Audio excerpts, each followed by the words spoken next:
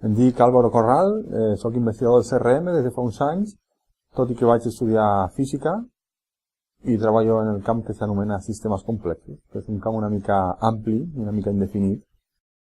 Jo m'especialitzo concretament en sistemes que tenen relació amb el sistema, amb el planeta Terra, amb desastres naturals, com per exemple els terratrèmols o els huracans, la pluja, i també, per una altra banda, estudiem altre tipus de sistemes que tenen a veure amb la comunicació humana. Per exemple, estudiem l'estadística dels textos i també l'estadística de la música. Una primera part del nostre estudi que és molt estadístic. Els sistemes complexos són sistemes que, contenen molts elements que interactuen, i això dona lloc a molta informació. I aquesta informació s'ha de tractar amb l'estadística, primer de tot.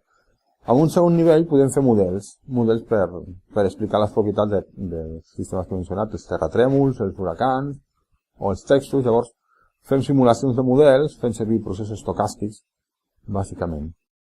Podem explicar, per exemple, les propietats dels terratrèmols. Jo faria servir unes peces de dominó.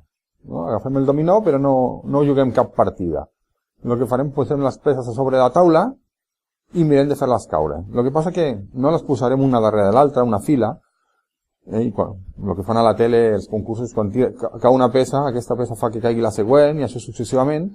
Això seria una cosa que el podríem dir com un terratrèmol característic. Sempre que hi hagués una pertorbació a l'escorça terrestre, hauria un terratrèmol igual.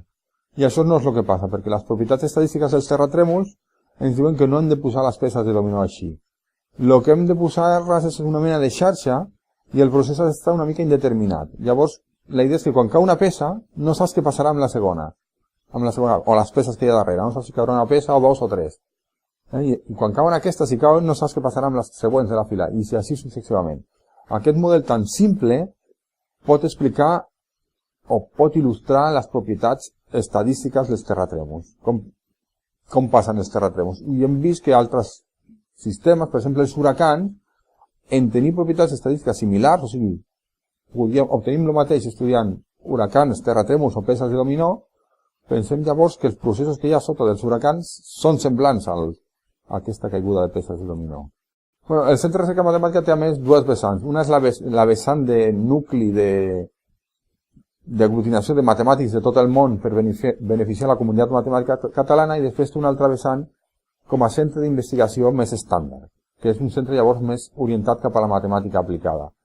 I aquí, de cara a fer matemàtica aplicada, és una mica difícil trobar investigadors catalans, perquè a Catalunya la investigació en matemàtiques està molt orientada cap a la matemàtica pura. I llavors, per aquest motiu, els investigadors del Centre de Recerca Matemàtica són, potser no en la majoria, però una gran part són d'arreu del món. A mi m'interessen els problemes reals. A mi no m'interessa la matemàtica per se, encara que sigui molt maca, els teoremes siguin molt elegants i molt bonics. A mi el que em motiva és intentar resoldre problemes reals, no? Com us he parlat, els huracans, coses que existeixen de veritat, no? I llavors, per això calen matemàtiques, no? Però les matemàtiques per mi no són un fi, sinó que són un mitjà. En veritat, a mi el que m'agradaven eren les humanitats i les lletres.